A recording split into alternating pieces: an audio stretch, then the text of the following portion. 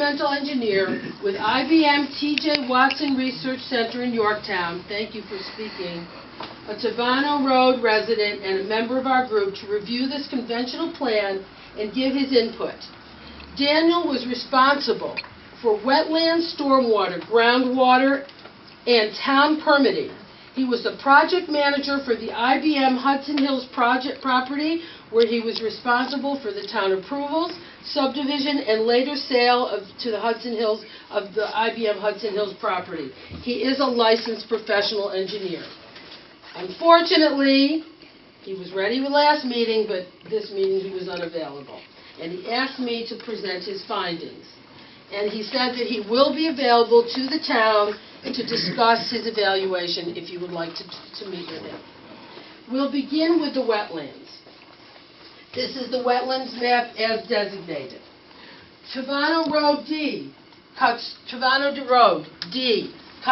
the wetlands. It's proposed to have a highway access bisecting the wetland. It is proposed that a very deep fill of approximately 10 feet will be constructed. The fill depth was determined by the road profile. Now, I don't know if these have changed, but this is 10 feet and up of fill. Excuse me, Mr. Chairman. It's very distracting to have conversation going on between the applicant when we're trying to listen to a presentation by the head of a local association. Assuming... I have a right to speak to my client, and I will speak to my client. Okay, good, please. Go right ahead. Go right ahead. Go right ahead. We'll pause. Right ahead. We'll pause. No, it's okay. I'll speak over him. Assuming a 2-to-1 grading, a greater area of wetland will be impacted than indicated on this map. The normal flow and drainage of the wetland will be greatly impacted. With a 2-to-1 grading, the road will extend approximately 20 additional feet, creating a greater disturbed area. And it is important to note that regardless of whether this is a conventional or a cluster plan, this is the road in. So we're already talking about 20 additional feet that's going out on the roads that are not shown on the map. Now let's talk about the wetland replacement. In Area 5 is located on a hillside. It is doubtful that it would provide any real value in protecting the wetland, nor act as a wetland buffer given the slope. Stormwater. Now we're looking at the topography map. Rudely colored, sorry to say.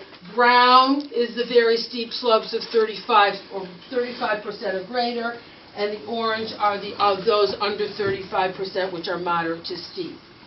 Stormwater runoff mitigation is very important to reduce the effects of flooding.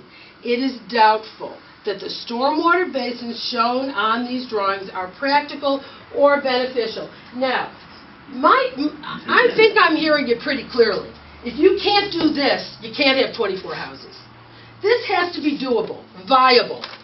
What was the word? Technically, whatever. Okay? Let's look at the basins. Basin 1. Okay? Basin 1 shows a 22-foot elevation, change from the lower slope side to the high side, just to be level. Adding additional depth for stormwater storage would most likely create a 3-to-1 grading that would affect both lots 12 and proposed roadway, since this would extend the reach a considerable distance. Furthermore, the area on a very steep slope that currently has seeps and springs is where they have placed this. Discharge and increased infiltration from this basin could adversely impact the Morningside Court area. Basin 2 shows a 14-foot elevation change from low to high side, just to be level. Grading for the basin would seriously affect lots 13 and 14. Basin 3 is located on a less steep slope and has a 6-foot elevation change high to low. Lot 22 would be impacted. Basin 4 is located on a steep slope with 8-foot elevation change from low to high. Drainage from this basin would also impact the properties on Morningside Court. And the big question, where is it discharging to? Steep slopes. The property has numerous steep slopes greater than 15%. According to Zappico's EAF, 40% of the property has slopes of 15% or greater. The drawings show many houses and roads in these slopes. This will require extensive excavation and landfilling to create 24 building lots. Altering the steep slopes can also create severe soil erosion issues. The road profiles show cuts and fills in excess of 10 feet will be required. According to the Town of Ossining Codes for Steep Slope Protection, Chapter 167-1, Findings and Policy, once a steep slope is disturbed, that disturbance is, for all practical purposes, irreversible. So if a mudslide comes down, we're stuck, and we've got somebody whose house is at the bottom of a 40-foot slope.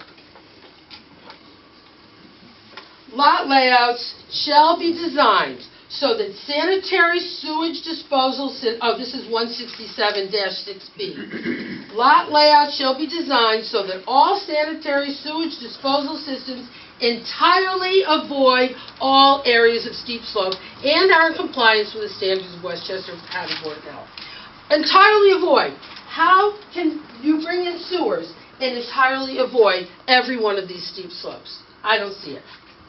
Proposed lot count.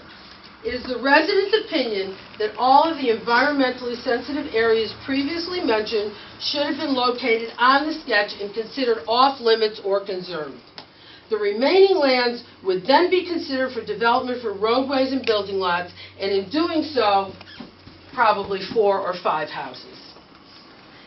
You can see, you want to talk about buildable, that's the word, buildable outside the slopes and wetlands.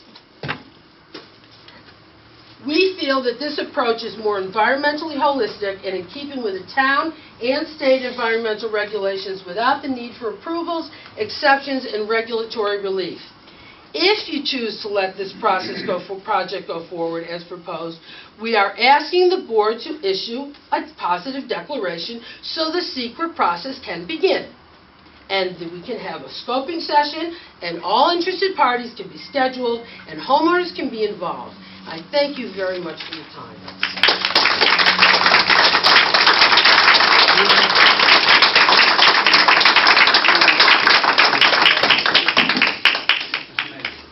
I'm sorry. Did you ask if we have a map? Do we have those now? We have maps. We don't have colored maps like that. Can I ask a question? Sure. I'm not the engineer, so you can ask me things, but he wants to meet with you guys. I'm not going to ask you. Okay, go ahead. What's the name of the engineer? The name of the engineer is... You don't have to. Wait, Sorry, just I'm sorry. you. I'm sorry. David, what's your question? You already said that. David, what's your You already question? said that too.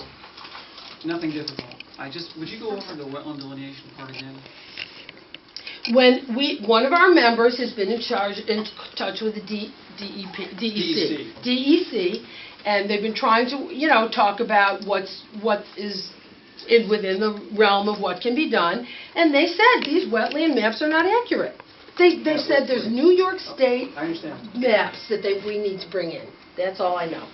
There are New York State maps for DEC regulated wetlands, which these are not. So was it a guy up in Albany who said? It was someone in Albany. Who said these are not accurate? That said these are not accurate. Not someone who walked the site. No one's walked the site, David, because we haven't been allowed to... site. Oh, you've walked the site. No one... Okay, you've walked the site. I'm just asking, Eric. It was someone up in Albany. It was someone up at Albany, and I think that... and that it raises questions, David. It raises questions. That's all we're saying. There are too many questions here. I'm just asking for information. And I believe the part that you were reading about this, and Dan can correct me if I'm wrong, the sanitary sewage disposal systems. The septic talking about systems. septic systems. They're not proposing any septic systems. So this part that you read here. So sanitary sewage is only septic. Sanitary sewage isn't sewers. What Is they're that what you're talking telling about, me? what I'm trying to say, that in this sentence, what is being referred to when they say sanitary sewage disposal systems, You're talking about septic systems. But that's not what it says, David. It says sewage systems, which include sewers. That's what, no, it's not intended to Well, to mean me that. it does. What can I tell you? I wrote this. It's not intended to mean that. What is, okay, Dave, And just the last part, and I'm just only sort of hitting the high points, and I don't mean to be critical, but if you're suggesting that wetlands cannot be entered, I didn't say that. I think you are in the very last part. No. You're saying No, I technically- didn't. You're I saying- didn't say they couldn't be. I said what's happened is, one of the biggest wetlands that is being disturbed is inaccurate on this map. It shows no grading. No, I'm not referring to that. Okay. I'm referring to the last part where you say if you don't touch any of the wetlands. Well, that's because I thought sewage systems meant that you couldn't put sewers in them. But So that if I would could mean just you'd have finish to the take them thought. away. Can you just finish the thought? You're concluding that 4 or 5 homes would be viable, but in order to do that, you don't touch any of the wetlands, you don't touch any of the buffers, you don't touch any of the steep slopes. And I believe that's what you're saying in here, or the engineer is saying that. Basically, what You we're can't do that under the law. basically what we're saying, David, is you have how many people in the room at 4 meetings who are telling you that the decisions that you make here are going to affect us. And at I'm 2 not debating meetings, that. we have been No told one's that debating this that. is viable. It is to our, you've got a map with No a one's debating basin that. and a 22-foot slope. That's not viable, David. I'm not debating any of Well, what then you're this saying. plan's not viable, and you're ready to No, go no, ahead. No. No, it's not ready. David, I'm not debating that the public is concerned. I'm not debating. I'm just trying to raise the point that suggesting that 4 or 5 lots. what, Anyway, forget it. whatever the lots will be, this 24 lots are not the way they're shown. You just look at where he's got the water basins, and you're saying to me that's doable. Look at what he's got the roadway going into a 40-foot slope at 10 feet. David, that's not doable. If he had to do this plan the way he's showing it, he couldn't. You know he couldn't.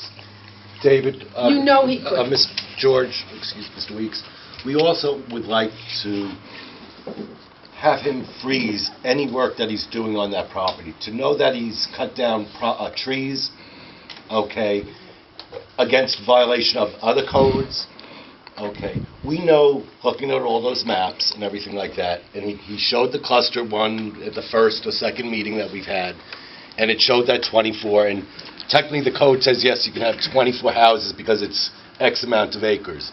But what you should really do is take the map that our engineers here looked at, and you say, okay, wetland, this, all these other things like that, roadways. You're left with maybe 10 acres or 5 acres that you could actually build on without doing something like that. So 5 acres, what does that leave him? He's allowed maybe 4 houses, 5 houses, definitely not 24 houses. Okay, there's a lot in there that we, the community, are very, very scared about. I said that the last time. I'm an architect. I see other architects in there. I see other engineers in here. We hired our own independent engineer when he couldn't be here. No, Wendy- Dan's a volunteer. Volunteer. We have an independent engineer look at it. Can I ask a question now? Just about the discretion of the planning board. The number or the request for the housing to be on 5,000 square foot lots for the cluster home is a number that's proposed, but it could be that you determine that the lots are 10,000 square feet or 20,000, right? Howard, as I mentioned, it's at the planning board's discretion. Correct. Okay, so that comes down to... But that's the cluster, and we're trying to stick to the conventional tonight. But the